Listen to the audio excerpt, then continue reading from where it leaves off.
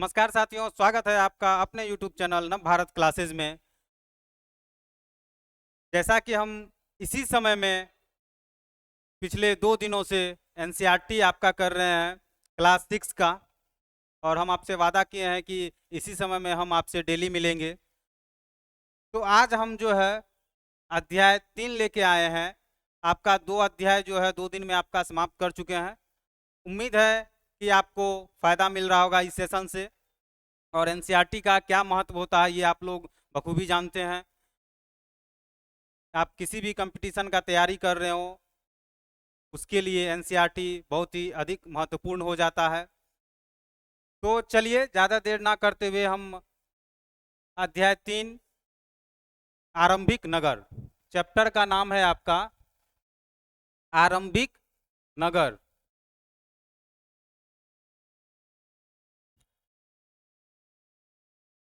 कह रहा है, यहाँ देखिए, पुराने भवनों का संरक्षण। जसपाल और हरप्रीत अपने घर के पास की गली में क्रिकेट खेल रहे थे।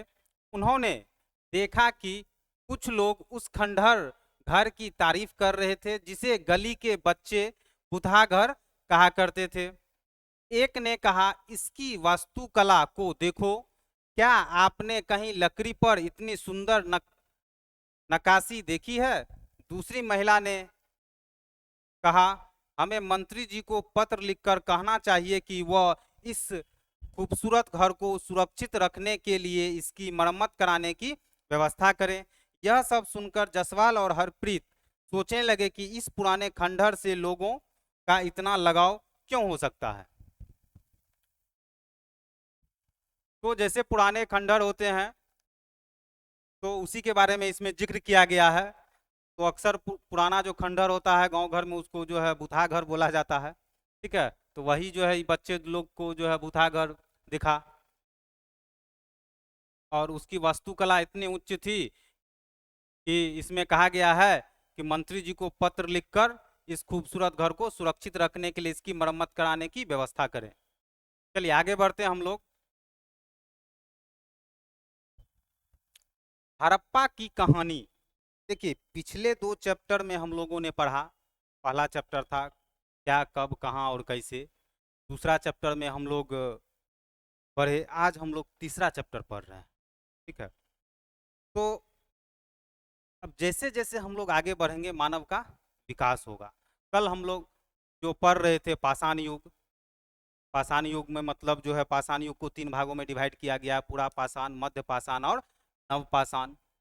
ठीक है, तो पाषाण युग को पाषाण युग क्यों बोला जाता है ये हम कल आप लोगों को बता चुके हैं। आज जो है हम पढ़ेंगे हड़प्पा की कहानी, हड़प्पा सभ्यता। अक्सर पुरानी इमारत अपनी कहानी बताती है। लगभग 150 साल पहले जब पंजाब में पहली बार रेलवे लाइनें बिछाई जा रही थी तो इस काम में जुटे इंजीनियरों को अचानक हड़प्पा पुरा स्थल मिला जो आधुनिक पाकिस्तान में है। उन्होंने सोचा कि यह एक ऐसा खंडहर है जहां से अच्छी ईंटें मिलेंगी।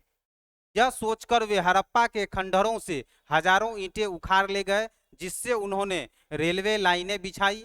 इससे कई इमारतें पूरी तरह नष्ट हो गई। लगभग 150 साल पहले, आज से लगभग 150 साल पहले जब रेलवे लाइनें बिछाई जा रही थी तो वहां पे जो है कुछ पुरास्थल मिले जहां पक्की जो पक्की ईंटें की बनी हुई थी। तो क्या किए, वहां से ईंटा ले जाके रेलवे लाइन के नीचे बिछा दिए। ठीक है, उन लोगों को नहीं पता था कि ये पुरास्थल है। उनको लगा कि भाई अच्छा ईंटा है, और रेलवे लाइन का जो पटरी बिछा रहे थे उसके नीचे में बिछा दिया। ठीक है, उसके बाद लगभग आज से 80 साल पहले पुरातत्वविदों ने इस स्थल को ढूंढा, और तब पता चला कि यह खंडहर उपमहाद्वीप के सबसे पुराने शहरों में से एक है। क्योंकि इस नगर की खोज सबसे पहले हुई थी, इसलिए बाद में मिलने वाले इस तरह के सभी पुरास्थलों में जो इमारतें और चीजें मिली उन्हें हड़प्पा सभ्यता की इमारतें कहा गया। इन शहरों का निर्माण लगभग 4700 साल पहले हुआ। आपको हम कल भी बताए थे कि पहला नगरीकरण कब हुआ था, 4300 साल पहले। ठीक है, तो जब 150 साल पहले जब खुदा जब मिला था ईटा, तो उन लोग को पता नहीं था कि ये पुराना जो है हमारा पुरास्थल है। लेकिन जब 80 साल पहले पुरातत्वविद इसको ढूंढे, तब उनको लगा कि ये खंडहर नहीं है, ये क्या है, हमारे पुराने शहरों में से एक है। क्योंकि ये हड़प्पा नाम के जगह पे मिला, इसीलिए इसको हड़प्पा सभ्यता कहा गया।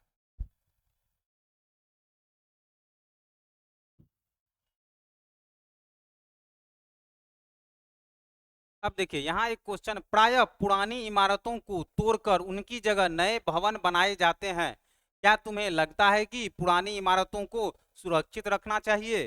जी बिल्कुल, पुरानी इमारतों को सुरक्षित रखना चाहिए, उनको तोड़ के नए भवन नहीं बनाए जाने चाहिए। क्यों? क्योंकि पुराने चीज जो होते हैं वहां पे क्या होगा, टूरिस्ट पैलेस बन सकता है वो।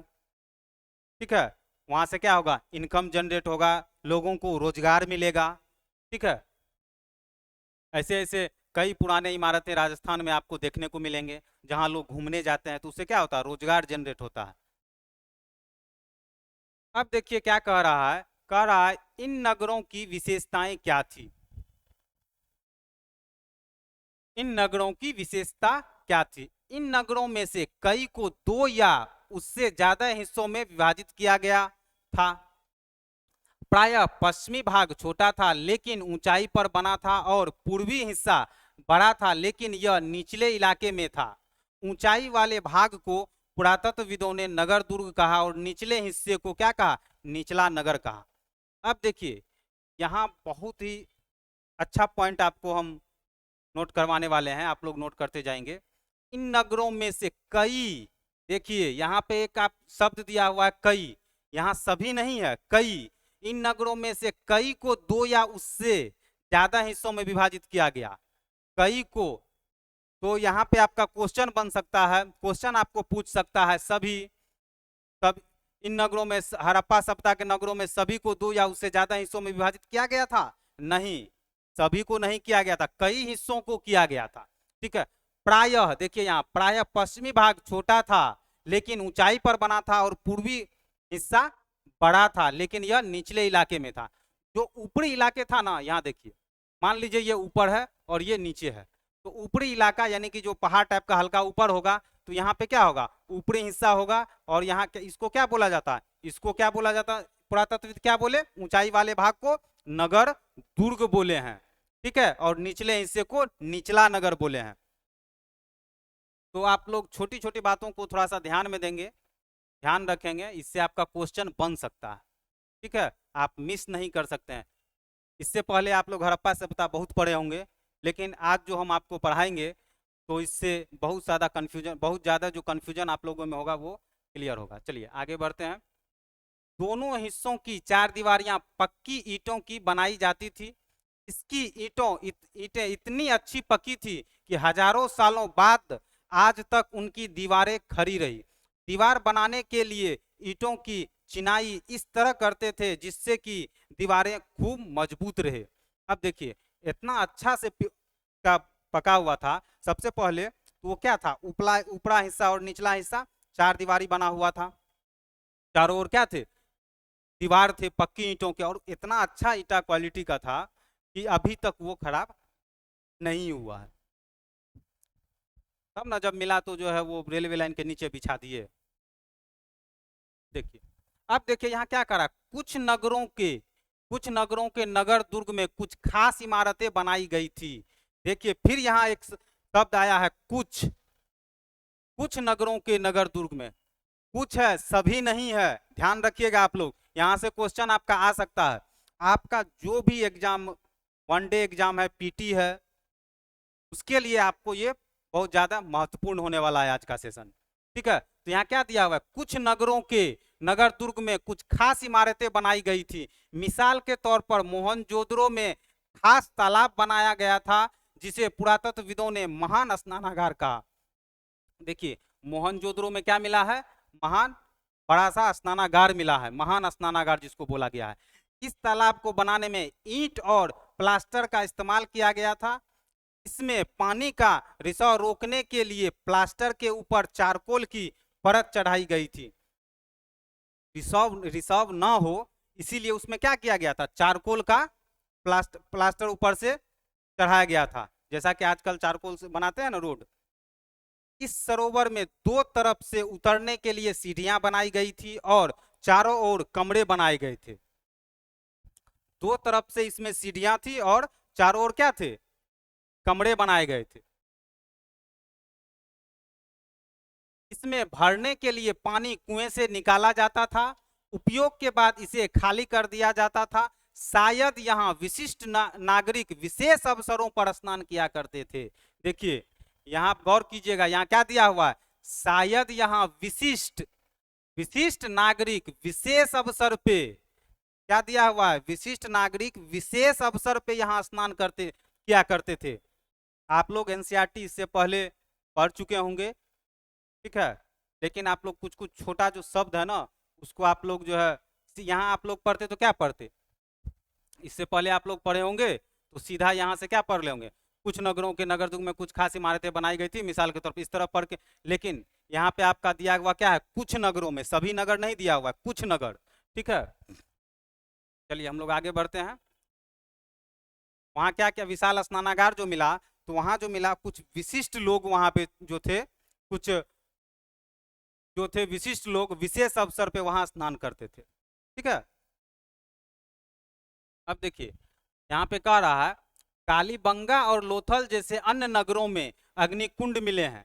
अब देखिए कालीबंगा और लोथल में क्या मिला है, अग्निकुंड मिला है। तो जब अग्निकुंड मिलेगा जहाँ संभवतः यज्ञ किए जाते होंगे, कहा गया है जब अग्निकुंड मिला है तो वहाँ क्या किया जाता होगा, यज्ञ किया जाता होगा। हड़प्पा मोहनजोदड़ो और लोथल जैसे कुछ नगरों में बड़े बड़े भंडार गृह मिले हैं।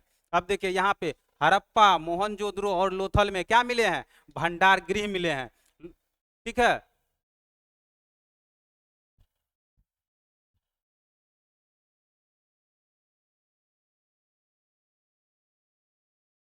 भंडार गृह का उपयोग क्या होता होगा, भंडार गृह का उपयोग वो लोग अपने खाने पीने का सामान वहां रखते होंगे।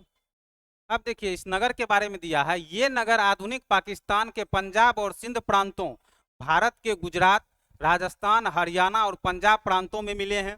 इन सभी स्थलों से पुरातत्वविदों को अनोखी वस्तुएं मिली है, जैसे मिट्टी के लाल बर्तन जिन पर काले रंग के चित्र बने थे, पत्थर के बाट, मोहरे, मनके, तांबे के उपकरण और पत्थर के लंबे ब्लेड। देखिए आगे हम पढ़ेंगे, आपको लाल रंग का बर्तन जो बना होता था उस पर क्या होता था, काले रंग का डिजाइन किया हुआ मिलता था, इसीलिए उसको क्या बोलते हैं, काले लाल मृदभांड बोला जाता था, ठीक है। अब देखिए ये मैप देखिए आप, मैपिंग देखिए, यहाँ देखिए आप, यहाँ देखिए ये क्या है, सिंधु नदी है। कल हम आपको बताए थे सिंधु नदी और उसकी सहायक नदियों के बारे में। तो देखिए सहायक नदी किसको बोलते हैं, छोटी छोटी नदी जो बड़े नदी में मिल जाती है उसको क्या बोलते हैं, सहायक नदी बोलते हैं। सिंधु की सहायक झेलम, चिनाव, झेलम देखिए कहाँ है, चिनाव, रावी नदी क्या है, सिंधु की सहायक नदी है। देखिए यहीं पे आपका क्या है, यहीं पे आपका मोहनजोदड़ो है, ठीक है। चलिए और देखिए आप लोथल के बारे में कहा गया है, लोथल देखिए यहाँ है, कालीबंगा यहाँ है। ये देखिए अभी जो आपको हम बताए महान स्नानागार, यही है महान स्नानागार जो कि मोहनजोदड़ो में मिले हैं। देखिए सीढ़ी बना हुआ है उतरने के लिए।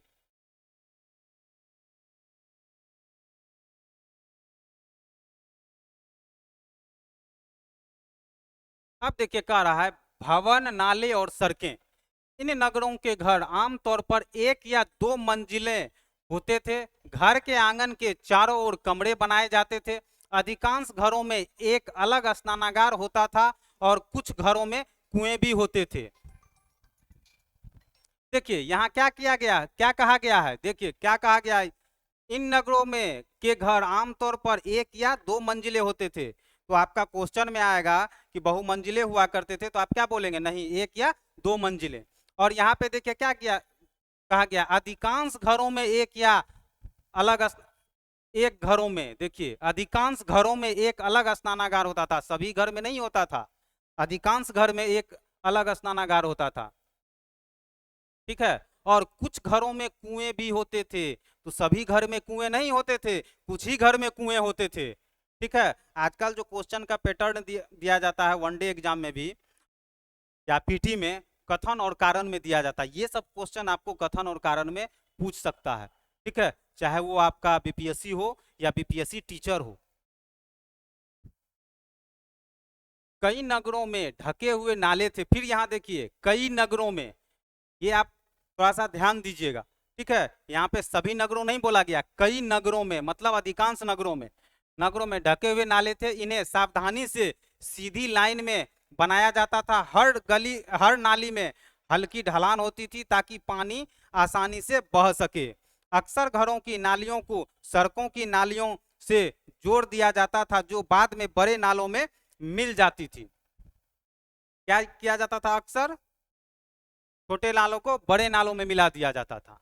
ठीक है, घरों की नालियों को सड़कों की नालियों से जोड़ दिया जाता था, जो बाद में बड़े नालों में मिल जाती थी। नालों के ढके होने के कारण इनमें जगह जगह पर मैनहोल बनाए गए थे, जिनके जरिए इनकी देखभाल और सफाई की जा सके। घर, नाले और सड़कों का निर्माण योजनाबद्ध तरीके से एक साथ ही किया जाता था। देखिए यहाँ क्या कर रहा है, घर, नाले और सड़कों का निर्माण जो किया जाता था योजनाबद्ध तरीके से किया जाता था।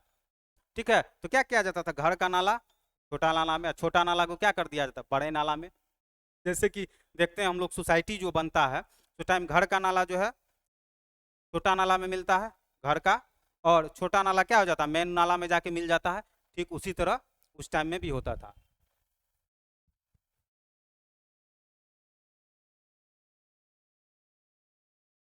देखिए यहाँ पे हड़प्पा के नगरों में ईंटों की चिनाई कैसे होती है यहाँ पे दिखाया गया है पिक्चर के माध्यम से।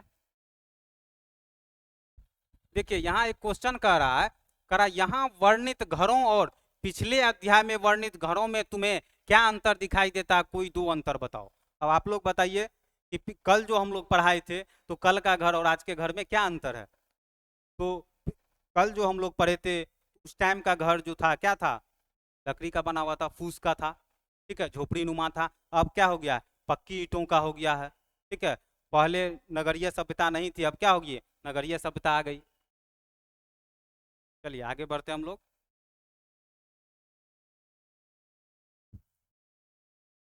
कह रहा है नगरीय जीवन। हड़प्पा के नगरों में बड़ी हलचल रहा करती होगी। यहाँ पर ऐसे लोग रहते होंगे जो नगर की खास इमारतें बनाने की योजना में जुटे रहते थे। ये संभवतः यहाँ के शासक थे। यह भी संभव है कि ये शासक लोगों को भेजकर दूर दूर से धातु, बहुमूल्य पत्थर और अन्य उपयोगी चीजें मंगवाते थे। शायद शासक लोग खूबसूरत मनकों तथा सोने चांदी से बने आभूषणों जैसी कीमती चीजों को अपने पास रखते होंगे। इन नगरों में लिपिक भी होते थे जो मोहरों पर लिखते ही थे, और शायद अन्य चीजों पर भी लिखते होंगे, मतलब मोहर पे भी लिखते थे और अन्य चीजों पर भी लिखते, जो बच नहीं पाए हैं। मोहर तो बच गया है और जो अलग जो चीज पे लिखते थे वो बच नहीं पाया है।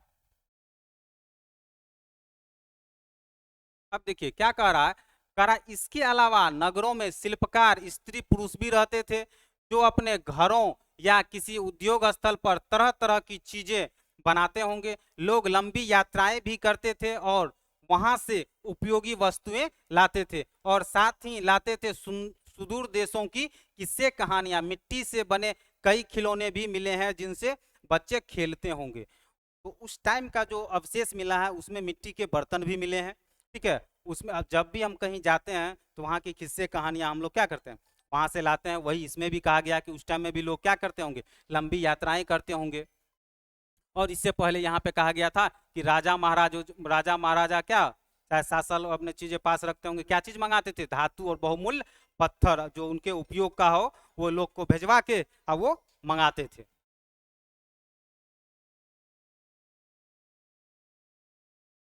देखिए यही है मोहर, तो ये आपको दिखा गया है। और ये देखिए ये क्या है, ये सड़क है, इस टाइप का सड़क था। देखिए मोहनजोदड़ो की एक सड़क और उसमें बना नाला। देखिए सड़क है और नाला है, और ये क्या है, कुआं है। ये क्या है, कुआं है। और ये देखिए ये क्या है, मोहर है। इस मोहर पे जो ये दिया गया है ये भाषा, ये आज तक पढ़ा नहीं गया है। ठीक है। और ये क्या है, मिट्टी के खिलौने हैं।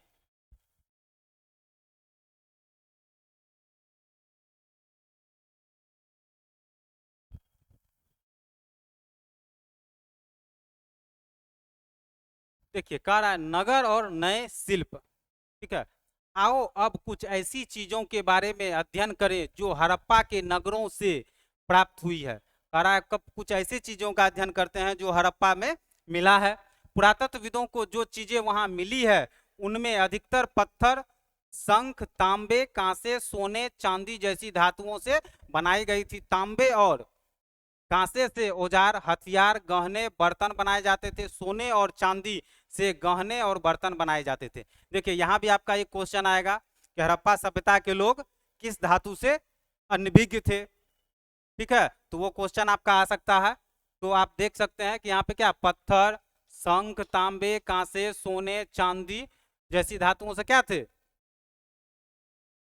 तांबे और कांसे से वो लोग औजार बनाते थे। ये सब वो परिचित थे इससे।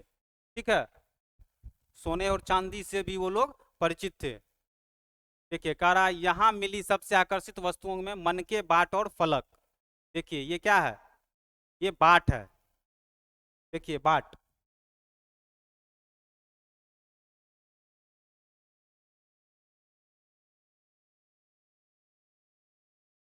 कितना अच्छा अच्छा डिजाइनदार है।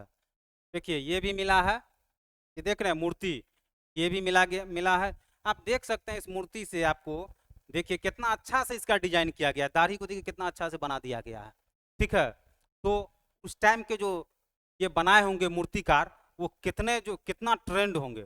ठीक है, जो एकदम एक छोटी छोटी चीजों को देख सकते हैं, इतना साल पुराना है फिर भी देखिए कितना अच्छा ये लग रहा है। ठीक है, देखिए आगे बढ़ते हैं हम लोग। हड़प्पा सभ्यता के लोग पत्थर की मोहरें बनाते थे। इन आयताकार मोहरों पर सामान्यतः जानवरों के चित्र मिलते हैं।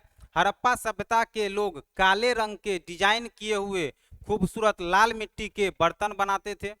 देखिए आपको बोले थे इसी को क्या बोला जाता है, लाल, काले लाल मृदभांड।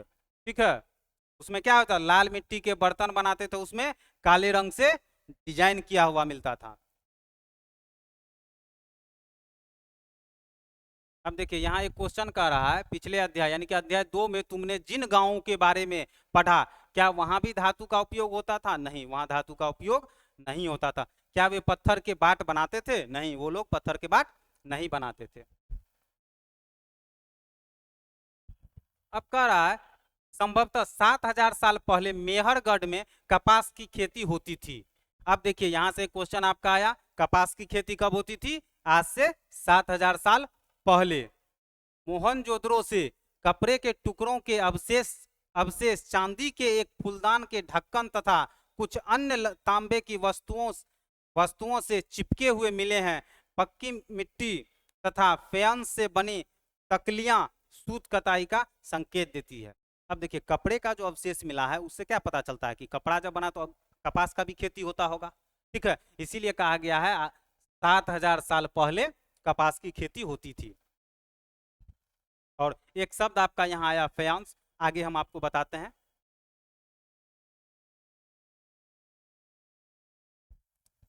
देखिए इनमें से अधिकांश वस्तुओं का निर्माण विशेषज्ञों ने किया था।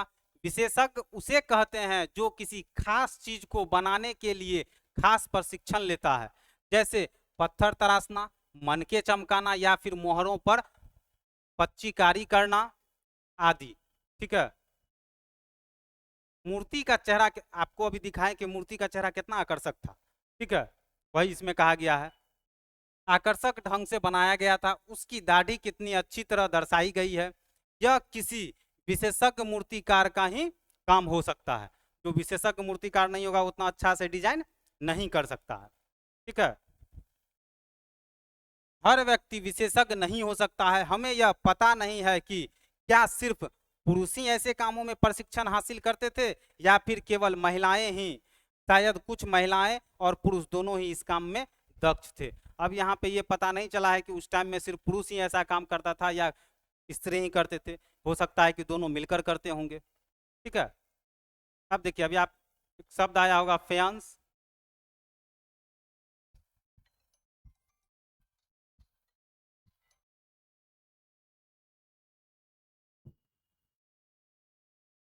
एक शब्द आया आपका फेयंस। पत्थर और शंख प्राकृतिक तौर पर पाए जाते हैं, लेकिन फेयंस को कृत्रिम रूप से तैयार किया जाता है। बालू या स्फटिक पत्थरों के चूर्ण को गोंद में मिलाकर उनसे वस्तुएं बनाई जाती थी। उसके बाद उन वस्तुओं पर एक चिकनी परत चढ़ाई जाती थी। इस चिकनी परत के रंग प्रायः नीले या हल्के समुद्री हरे होते थे। फेयंस से मनके, चूड़ियां, बाले, छोटे बर्तन बनाए जाते थे। फेयंस से क्या क्या बनाए जाते थे? मनके, चूड़ियां, बाले और छोटे बर्तन। अब फेयंस किससे बनाया जाता था? बालू या स्फटिक पत्थरों के चूर्ण को गोंद में मिलाकर।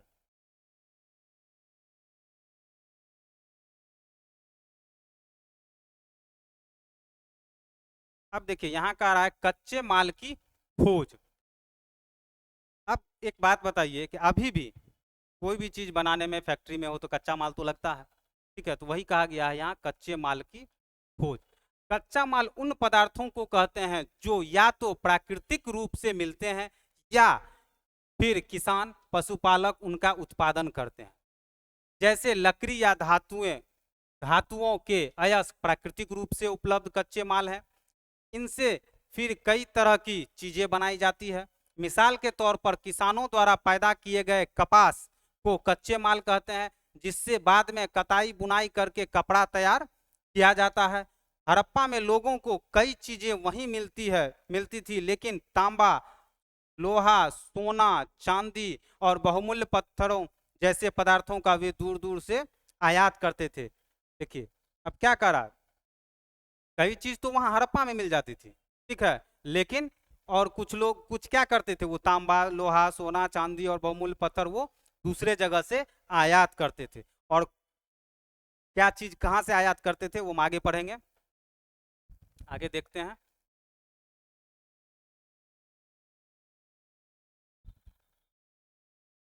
देखिए हड़प्पा के लोग तांबे का आयात संभवतः आज के राजस्थान से करते थे। देखिए यहाँ तांबे का आयात कहां से करते थे? राजस्थान से, ठीक है। यहाँ तक कि पश्चिम एशियाई देश ओमान से भी तांबे का आयात किया जाता था। देखिए एक चीज और यहाँ से निकल के आया, ओमान से भी तांबे का क्या किया जाता था? आयात किया जाता था। शायद ये पुराना वाला एनसीईआरटी में नहीं है, ठीक है। ये शब्द जो है ओमान वाला, ये पुराना वाला में नहीं है, नया वाला में है। कांसा बनाने के लिए तांबे के साथ मिलाई जाने वाली धातु टीन का आयात आधुनिक ईरान और अफगानिस्तान से किया जाता था। सोने का आयात आधुनिक कर्नाटक और बहुमूल्य पत्थर का आयात गुजरात, ईरान और अफगानिस्तान से किया जाता था। देखिए ये आपका जो है बहुत ही मोस्ट इंपॉर्टेंट है हर एग्जाम के लिए, ठीक है। आपका इससे क्वेश्चन आ सकता है किसी भी एग्जाम में, ठीक है। तो आप देखिए तांबे का आयात कहाँ से? राजस्थान से। और कहाँ से? ओमान से, ठीक है। कांसा बनाने के लिए तांबा और टीन को मिलाकर कांसा बनाया जाता था, ठीक है। और ज्यादा यूज होता था कांसा का वहां, इसीलिए सबसे पहले यूज किए थे हड़प्पा सभ्यता के लोग ही कांसा को, इसीलिए इसे कांस्ययुगीन सभ्यता भी बोला जाता है और इसको सैंधव सभ्यता भी बोलते हैं, ठीक है। इसका दो और नाम आपको मिल गया। तो कांसा कैसे बनाया जाता है? तांबा और टीन को मिलाकर। और ये कहाँ से आते थे? ईरान और अफगानिस्तान से। सोने का कहाँ आयात किया जाता था? कर्नाटक से। बहुमूल्य पत्थर का गुजरात, ईरान और अफगानिस्तान से। चलिए आगे बढ़ते हैं हम लोग। देखिए एक चीज यहाँ आप ये देखिए, अब देखिए इस चित्र के माध्यम से हमें पता चलता है कि वो लोग क्या करते थे, इस तरह का गाड़ी वो लोग उपयोग कर, ये खिलौना है, ठीक है, लेकिन इससे अंदाजा लगाया जा सकता है चीजों को एक जगह से दूसरी जगह तक कैसे ले जाता था। इन चित्रों को देखो, एक खिलौना है, दूसरी तरफ एक मुहर है। क्या तुम बता सकते हो कि हड़प्पा के लोग यातायात के किन साधनों का प्रयोग करते थे? पिछले अध्याय में क्या तुमको पहिए का वाहनों की जानकारी दी गई है? बच्चों का खिलौना हल, आज चलाने वाले, देखिए हल, ये हल मिला है, ये खिलौना है, ठीक है, ये भी खिलौना है। इसी से पता चलता है इसी से पता चलता है कि हड़प्पा सभ्यता के लोग हल से क्या थे, वाकिफ थे, खेती करते थे हल से। अब देखिए कह रहा है नगरों में रहने वालों के लिए भोजन। लोग नगरों के अलावा गांवों में भी रहते थे। वे आज अनाज उगा वे अनाज उगाते थे और जानवर पालते थे। किसान और चरवाहे ही शहरों में रहने वाले शासकों, लेखकों और दस्तकारों को खाने के सामान देते थे। पौधों के अवशेषों से पता चलता है कि हड़प्पा के लोग गेहूं, जौ, दालें, मटर, धान, तिल और सरसों उगाते थे। देखिए यहाँ से भी आपका एक क्वेश्चन निकलेगा आपको कि हड़प्पा के लोग कौन कौन से फसल उगाते थे या कौन कौन से फसल नहीं उगाते थे। तो कौन कौन से फसल उगाते थे? गेहूं, जौ, दालें, मटर, धान और तिल और सरसों। ठीक है। जमीन की जुताई के लिए हल का प्रयोग एक नई बात थी। हड़प्पा काल के हल तो नहीं बच पाए क्योंकि प्रायः लकड़ी से बनाए जाते थे। अब क्या बनाए जाते थे? वे प्रायः लकड़ी से बनाए जाते थे हल। लेकिन हल के आकार के खिलौने मिले हैं। इस क्षेत्र में बारिश कम होती है, इसलिए सिंचाई के लिए लोगों ने कुछ तरीके अपनाए होंगे। संभवतः पानी का संचय किया जाता होगा। क्या किया जाता होगा? सिंचाई के लिए पानी का संचय, यानी कि पानी जमा करते थे। ठीक है। इन क्षेत्रों में बारिश क्या होती थी? कम होती थी। पानी का संचय किया जाता होगा और जरूरत पड़ने पर उससे पशु की सिंचाई की जाती होगी। अब देखिए कह रहा हड़प्पा के लोग गाय, भैंस, भेड़, बकरियां पालते थे। अब देखिए यहाँ पे कहेगा कि हड़प्पा के लोग कौन कौन से जानवर पालते थे? गाय, भैंस, बकरी और भेड़। ठीक है। बस्तियों के आसपास तालाब और चारागाह होते थे, लेकिन सूखे महीनों में मवेशियों के झुंडों को चारा पानी की तलाश में दूर दूर तक ले जाया जाता था। वे बेर जैसे फलों को इकट्ठा करते थे, मछलियां पकड़ते थे और हिरन जैसे जानवरों का शिकार भी करते थे। वो कौन सा फल इकट्ठा करते थे? बेर। और मछलियां पकड़ते और हिरन का क्या करते थे? शिकार करते थे। ठीक है। कह रहा गुजरात में हड़प्पा कालीन नगर का सूक्ष्म निरीक्षण। कच्छ के इलाके में खादिर बेत के किनारे धोलावीरा नगर बसा था। देखिए यहाँ कच्छ इलाके में खादिर बेत के किनारे धोलावीरा नगर बसा था। वहां साफ पानी मिलता था। साफ पानी कहाँ मिलता था? धोलावीरा में। और जमीन क्या थी? उपजाऊ थी। जहां हड़प्पा सभ्यता के कई नगर दो भागों में विभक्त थे, वहां धोलावीरा नगर को 3 भागों में बांटा गया था। देखिए अब बताए थे आपको कि 2 भागों में, यहाँ पे कुछ जगह जो है, कुछ नगर को 2 भागों में विभाजित किया गया था। अब देखिए यहाँ धोलावीरों को कहा कितना भाग में? 3 भाग में विभाजित किया गया था धोलावीरा नगर को। इसीलिए आपको बताए कि छोटा छोटा शब्द को हमको पकड़ना है, उससे भी आपका क्वेश्चन आ सकता है। ठीक है। और उसी से क्वेश्चन आएंगे। अब आपको सिंपल क्वेश्चन कोई भी एग्जाम में नहीं पूछने वाला है इधर से उठा के। तो क्या किया गया था? धोलावीरा नगर को 3 भागों में बांटा गया था। इनके हर हिस्से के चारों ओर पत्थर की ऊंची ऊंची दीवार बनाई गई थी। इसके अंदर जाने के लिए बड़े बड़े प्रवेश द्वार थे। इस नगर में एक खुला मैदान भी था जहां सार्वजनिक कार्यक्रम आयोजित किए जाते थे। बड़ा सा मैदान, जैसे कि अभी आजकल स्टेडियम होता है ना, तो वहीं पे बड़ा सा मैदान था जहां सार्वजनिक कार्यक्रम आयोजित किया जाता होगा। यहाँ मिले कुछ अवशेषों में हड़प्पा लिपि के बड़े बड़े अक्षरों को पत्थरों में गुदा पाया गया है। इन अभिलेखों को संभवतः लकड़ी में जरा गया था। यह एक अनोखा अवशेष है क्योंकि आमतौर पर हड़प्पा के खेल, लेख, मोहर जैसी छोटी वस्तुएं पर पाए जाते हैं। वहां क्या थे? सार्वजनिक कार्यक्रम होने के लिए क्या था? खुला मैदान भी था। अब देखिए कह रहा गुजरात की खंभात की खाड़ी में मिलने वाली साबरमती की एक उपनदी के किनारे बसा लोथल नगर ऐसे स्थान पर बसा था जहां कीमती पत्थर जैसा कच्चा माल आसानी से मिलता था। आप देखिए कीमती पत्थर कहाँ? लोथल नगर से। ठीक है। यह पत्थरों, शंकों और धातुओं से बनाई गई चीजों का एक महत्वपूर्ण केंद्र था। इस नगर में एक भंडार गृह भी था। देखिए यहाँ भी एक क्या था? भंडार गृह भी मिला था। ठीक है। जिनमें क्या रहेगा, ई भंडारगिरी में कई मोहरें और मुद्रांकन या मोहरबंदी, गीली मिट्टी पर दबाने का चाप करने वाला जो होता है, दबाने बनी उनकी छाप जो बनता है।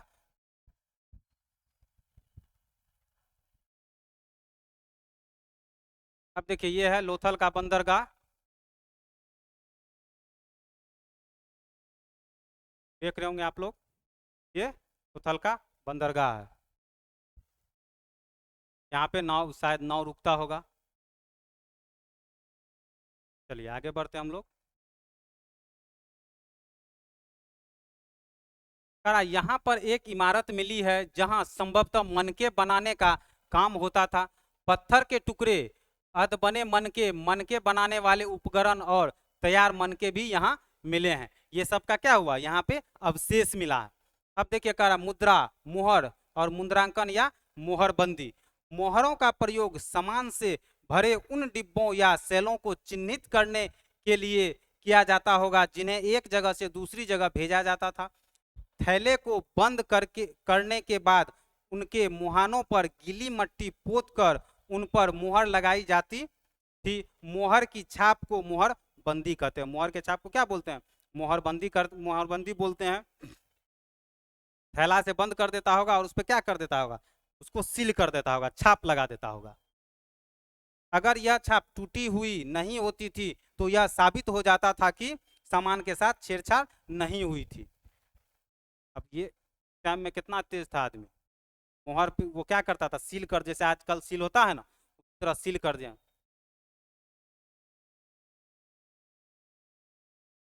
अब देखिए कह रहा है सभ्यता का अंत कैसे हुआ। देखिए ये अभी कोई एग्जैक्ट पता नहीं लगा पाया है कि सभ्यता का अंत कैसे हुआ, ठीक है, ये सिर्फ अंदाजा लगाया गया है, ठीक है ना। तो कह रहा है सभ्यता का अंत का रहस्य लगभग 3900 साल पहले। देखिए सभ्यता का अंत लगभग कब, 3900 साल पहले एक बड़ा बदलाव देखने को मिलता है। अचानक लोगों ने इन नगरों को छोड़ दिया। लेखन, मोहर, बाटों का प्रयोग बंद हो गया। दूर दूर से कच्चे माल का आयात काफी कम हो गया।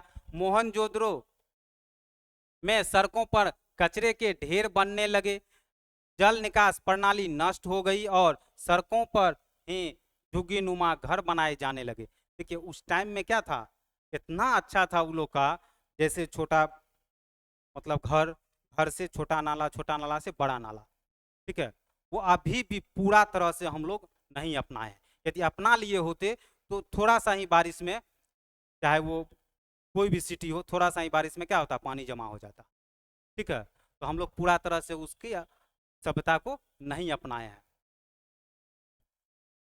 तो कह रहा है जल निकासी प्रणाली क्या नष्ट हो गई, सड़कों पर ही झुग्गीनुमा घर बनाए जाने लगे होंगे। यह सब क्यों हुआ, कुछ पता नहीं। यह सब क्यों हुआ किसी को कुछ पता नहीं है। कोई वैज्ञानिक इसका, कोई इतिहासकार, कोई पुरातत्वविद इसका प्रमाण नहीं किसी को मिला है, ठीक है, सिर्फ अंदाजा लगाया है।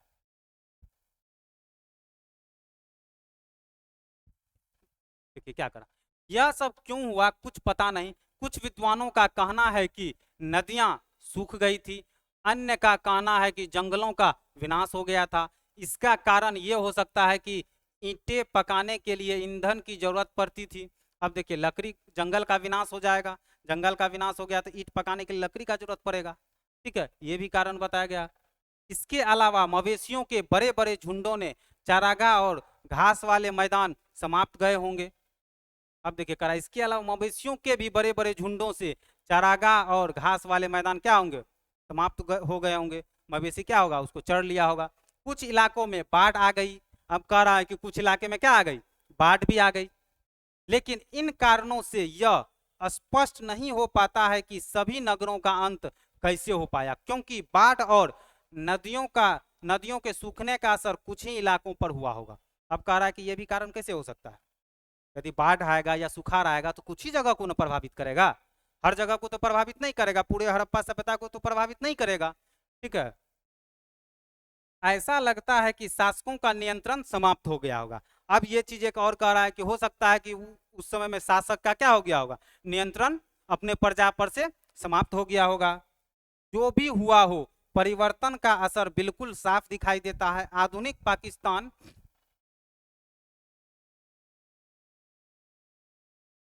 आधुनिक पाकिस्तान के सिंध और पंजाब की बस्तियां उजड़ गई थी।